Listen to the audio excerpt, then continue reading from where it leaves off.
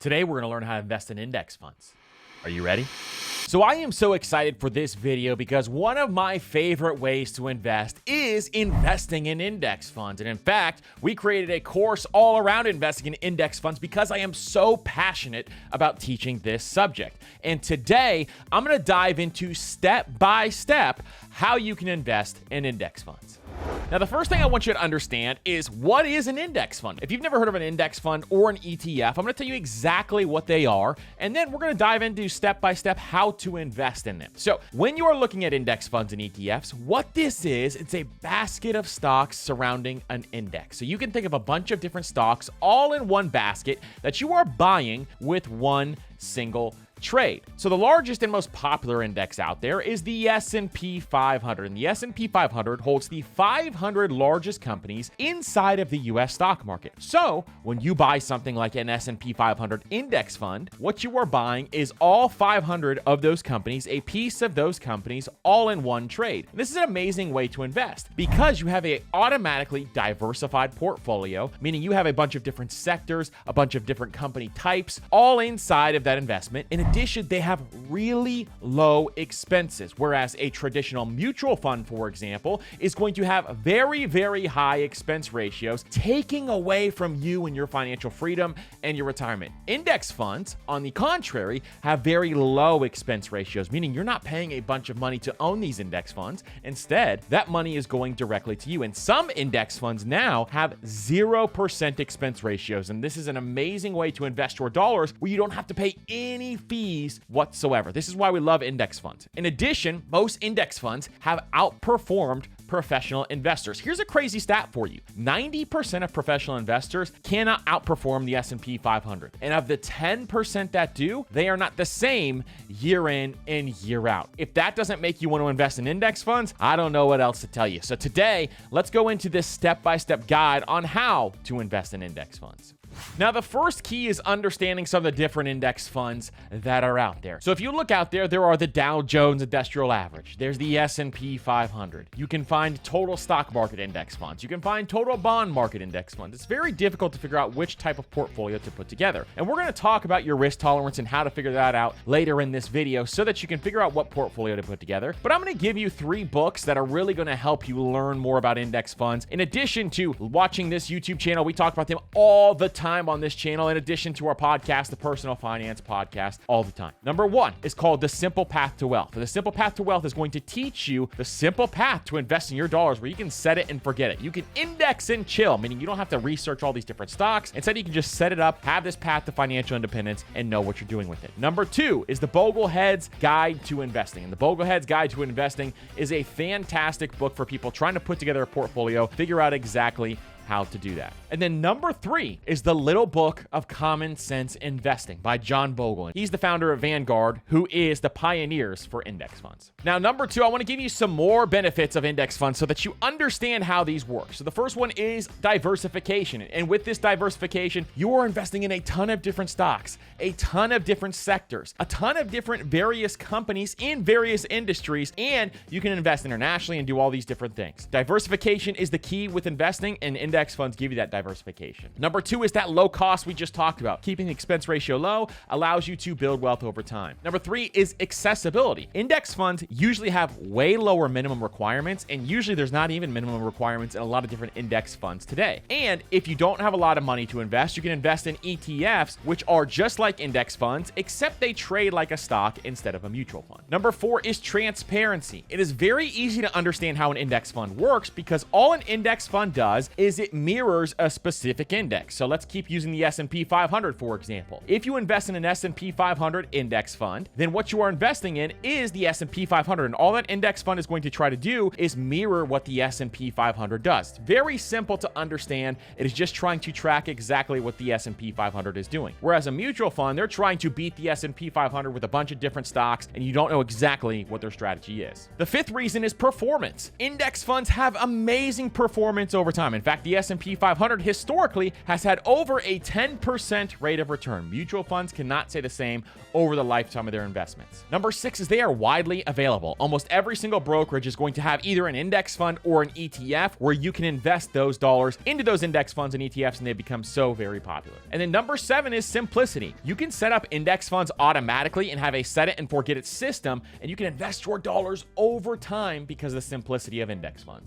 Now, step 3 for investing into index funds is we're going to figure out how much money we actually need to retire. So we're going to begin with the end in mind. And this is a very powerful way so that you can set up your strategy and know what your goal is. So here's exactly how to do that. We are going to base this on something called the 4% rule. And what the 4% rule states is that you can draw down 4% of your portfolio and still preserve your wealth inside of that portfolio. So what we're going to do with this 4% rule is we're going to work backwards with the math. So we're going to figure out how much do you want to spend per year in retirement. Say, for example, to make the math easy, you want to spend $80,000 per year in retirement. So we're going to multiply $80,000 by the number 25. And this is what we call the 25x rule. So you're going to take $80,000, multiply it by 25, and what you get is $2 million. So once you have $2 million invested, you are financially free, meaning you can withdraw down 4% of that portfolio every single year and still be able to preserve that wealth throughout your retirement. Let's say, for example, you want to spend $100,000 per year in retirement. Well, if you want to spend $100,000 per year in retirement, you're going to multiply 100,000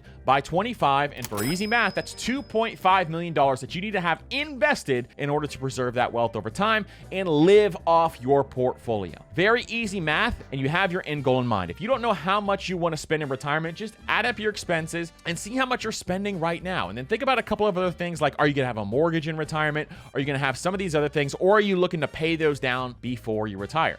Because most people, once you understand these numbers, you can understand that you can become financially independent so much faster if you have these numbers in place. So this is why this is so incredibly powerful. Number 4 is we are going to assess our risk tolerance. Now that we know what our end goal number is, we're going to figure out what our risk tolerance is so we can figure out how long it's going to take us to actually get there. Because your risk tolerance is going to dictate what type of portfolio you put together. Do you freak out every time the market takes a small dip? Well, that means that you have a very low risk tolerance. Or are you okay with the market fluctuating and you're just going to ride it out because you know long term the market goes in one direction historically, which is up? And here's a great way to think about this. Take out your phone and look at the longest time horizon that you have on your phone in a stock market chart. You can pull out the S&P 500, for example, and turn your phone sideways and look at that longest time horizon that's available. When you look at that time horizon, what direction does that market go? It goes up. But if you put it day to day, month to month, year to year, you're going to see the charts going like this, up and down. But if you put it the longest time horizon, the market goes in one direction. So I want you to remember that as you start to invest your dollars and assess your risk tolerance. So once you have your risk tolerance in place, you got to understand what risk tolerance means, meaning that it's how much volatility that you can handle, or how much of the market going up and down can you handle and not have to freak out at all. Because if you freak out, emotions will come into play and you want to reduce those emotions. Otherwise, you're going to make bad decisions when it comes to investing. Then you want to consider those financial goals. We already figured out what your financial goal is. So we're going to move on to step 3, which is evaluate your time horizon. So say, for example, you have a very long time horizon and you can have a higher risk tolerance because you have more time for this money to compound. And if there's a market dip, for example, you have time for that market dip to recover over the next decade or couple decades, however long it may take. Whereas if you are closer to retirement, maybe your risk tolerance is less because you want to preserve this wealth and make sure your wealth is safe because you want to retire very soon and you don't want to take major risks. Very understandable if you're getting close to retirement age. Then I want you to consider your financial situation and your net worth, because this consideration is very important. Because if you have cash flow from rental properties or something else along those lines, then you can take a little more risk when it comes to the market so that you can have that growth in place. And then think about your emotional ability to handle risk. Do you just freak out and you panic every time the market takes a dip? Then that may be something where you want a more conservative portfolio. Are you willing to take a little more risk on so that you can take on that volatility and have the higher rewards long term? So after we go through this assessment, you have your goal in place. You figured out how much risk you want to take on and what your risk tolerance is. Now we're going to open our investment account. So when it comes to index funds alone, if you're not going to invest in ETFs and you're only going to invest in index funds, there's 3 places I recommend. It's Vanguard, Fidelity, or Charles Schwab. And Vanguard and Fidelity are probably my two favorites. So they're the two that I use specifically when it comes to investing in index funds so that I could buy index funds. Now, if you're going to invest in ETFs, I like M1 Finance a lot too. They have a very modern dashboard. You can rebalance your portfolio automatically. I'll link them up down below with the other brokerages so that you can check them out. But they do not have index funds. They only have ETFs. So if you're only interested in index funds, Vanguard, Fidelity, Charles Schwab are great. Anybody recommending anything else out there probably doesn't have your best interest at heart. And if you're really just, I can't decide between the three, or I can't decide between any of these brokerages at all, just go with Vanguard. They're easy. That's where I started. They have some of the best funds out there. I absolutely love Vanguard. Number 6 is select the right index fund for you. So what you are going to do is figure out which index funds are actually going to fit your portfolio. We have a ton of different videos already out talking about the 3-fund portfolio, the Warren Buffett portfolio. And we talk about various other portfolios and other videos that you can check out on our playlist. We'll have a card show up somewhere up here so that you can check out some of that playlist and see if you can figure out which index funds you want. We also have an index fund and ETF cheat sheet that tells you, hey, here's some of my favorite index funds that are out there that are available to a lot of investors. And I'll link that cheat sheet up down below so that you can check that out also and see some of those funds available to you. But you got to choose some of your favorite funds. Some of my favorite ones, for example, are VTSAX. So that's the Vanguard Total Stock Market Index Fund. It is my favorite of all time. I've been holding it for the longest. I've held it for over a decade. VTSAX literally owns a small piece of every single stock in the entire stock market. You can't get any more diversified than that. That is an amazing index fund that you can hold and look into. That is the Vanguard Total Stock Market Index Fund. But there's a bunch of other amazing ones out there from Fidelity. There's amazing ones from Charles Schwab. That index fund cheat sheet is going to be able to help you out with that. So as you are starting to think through some of these index funds, you got to do your research on each one. So here's exactly how I would do my research when I'm looking at index funds. You're going to look at each individual fund that you're interested in, and I want you to open up the fund's objective and read out the fund's objective. So there's a bunch of different ones out there. You can go to Vanguard site if you're looking at Vanguard funds. You can look at Charles Schwab site if you're looking at Charles Schwab funds, or Fidelity site if you're looking at Fidelity funds. Look at the objective and see exactly what they're investing in, why they're investing in it. Then I want you to evaluate past performance. What has the rate of return been on this index fund, and does it line up with, say, for example, the S&P 500? So if you're investing in an S&P 500 index fund, is it on par with the S&P 500 within maybe a couple of basis points? Are you okay with that rate of return over that time frame? So if the S&P 500 in the last 20 years has returned 10%, for example, then you want to make sure that that index fund is very close to 10%. It may be 9.99%. It may be something along those lines, but just making sure that the index fund is very close with the past performance. Then I want you to check the expense ratio. This is a very, very important thing to do. Making sure that your expense ratio